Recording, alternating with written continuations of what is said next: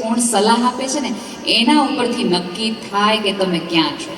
તમે જો રામાયણમાં મંથરા એકાદ વાક્ય ન બોલી હોત, કૈકેયીના કાન મંથરાએ ન ભર્યા હોત તો આખી રામાયણ કદાચ ન સર્જાત.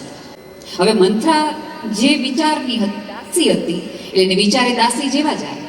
જ્યારે કૈકેયી છે એ સોના મોરો વેચી રહ્યા હતા ત્યારે મંથરાએ પૂછ્યું કે શેની તમે આટલો બધો રાજીપો મેળવ્યો છો?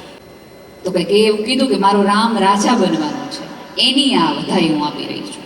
ત્યારે મંથરાએ છણકો કરીને એવું કીધું હતું કે રામ ગાદી ઉપર આવશે અને તને દાસીની જેમ રાખશે.